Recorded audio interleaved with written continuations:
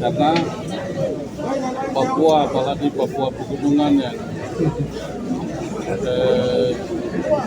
OAP anak-anak asli Papua Pegunungan yang banyak sekali, ribuan orang yang pengangguran. Ada cara nanti kita bicara di luar dulu. Panas. Untuk Papua, karena orang Papua mau sekolah untuk jadi pegawai, jadi satu-satunya untuk pegawai. Kalau provinsi yang lain itu ada ada keterampilan tambahan sehingga mungkin pegawai itu nomor yang terakhir. Tapi kalau Papua memang saat ini pegawai nomor satu dulu, baru nanti akan ke depan 20 tahun lagi baru sama seperti daerah dan teman-teman yang lain. Dan hal ini menjadi beban negara. Hal ini pengangguran lebih besar, ini beban negara yang perlu harus lihat.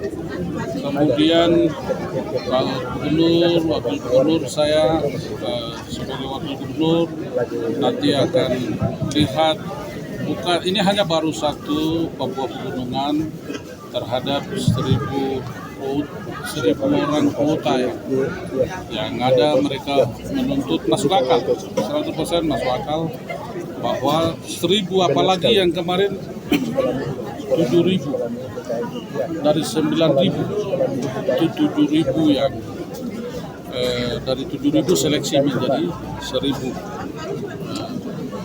Jadi hal ini kami Bapak Gubernur dan saya sebagai Wakil Gubernur merasa bahwa hal ini wajar saja, karena provinsi ini juga provinsi sangat baru. Kemudian kita membutuhkan juga pegawai. Ya, Pak Gubernur akan hitung juga dengan kemampuan anggaran dan juga kebutuhan yang menjadi tenaga bekerja yang membantu kami dengan instansi yang ada, UPD yang ada, dan nanti akan pelan ke sana. Tapi pasangkrit yang dibuat ini sebenarnya belum saatnya juga saya melihat. Memang anak-anak kita banyak yang pintar, mereka bisa bersaing dengan seperti provinsi yang lain. Tapi yang saya lihat untuk keseluruhan itu juga nanti akan kita pertimbangkan kembali. Kenapa dengan otonomi khusus ini, sistem noken ada. Jadi saya berbicara di sini bukan merasa bahwa anak-anak kita tidak ada kemampuan, bukan. Tapi juga kita akan lihat menjadi PR lebih besar, supaya membangun pendidikan ini, manusia ini harus hilir sampai hulu. Jadi terutama di pedalaman-pedalaman yang tidak menunjang sarana dan prasarana yang lebih lengkap, itu juga satu faktor kekurangan. Sehingga kita bagaimana supaya 5 tahun sampai 10 tahun, 20 tahun kita bangun sarana prasarana untuk membangun manusia ini sama dengan manusia yang lain di provinsi Indonesia. Itu 38 provinsi di Indonesia. Jadi kita juga tidak kalah saing, tapi tetap akan ke sana. Tapi kami menjadi kesimpulan dari pertemuan hari ini bahwa nanti izinnya Bapak Gubernur, kalau beliau boleh, tapi kalau izinnya saya sebagai Wakil Gubernur akan membawa aspirasi dengan sejumlah argumen, mempunyai desain sesuai dengan kondisi daerah yang ada di Provinsi Papua Pegunungan. 99% orang asli Papua ini, supaya nasib mereka ini jangan terkatung-katung, tapi harus perlu diangkat mereka ini. Sehingga beban negara, beban pemerintah hari ini adalah beban negara. Ini tidak boleh, sirkulasi air ini tidak boleh lama tinggal. Jangan biarkan, tapi dikasih jalan supaya nanti lama tinggal juga air jadi warna banyak, jadi biru, jadi putih, jadi merah. Jadi saya pikir pemerintah pusat akan lihat hal ini, dan apalagi Tuhan bekerja di hati mereka supaya hati mereka itu seperti batang air yang mengalir-alirkan tujuan yang Tuhan mau.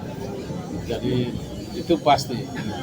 Kami rasa puji Tuhan karena semua yang terpendam pikiran-pikiran sebagai pencakar ini, orang tua, mama-mama dengan kesederhanaan, keterbatasan, uang 100-200 itu tidak simpan untuk dia beli makan, tapi dia kirim anaknya.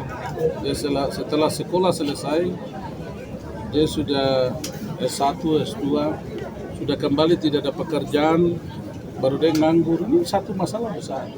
Masalah mulai dari rumah tangga sampai dengan masalah pemerintah. Jadi kita bisa katakan bekerja, melayani, membangun, tapi manusianya kita belum diatur dengan sirkulasi bagus. Ini juga mandek. Jadi Pak Gubernur dengan saya sebagai Wakil Gubernur membantu beliau, kami lihat serius untuk membangun manusia ini secara utuh, bukan separuh-separuh.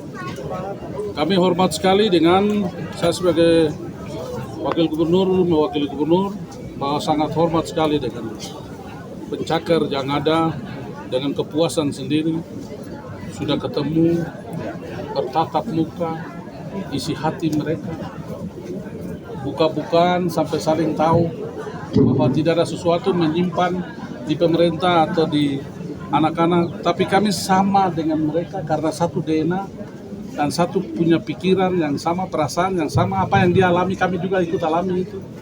Jadi kami besok akan ambil keputusan.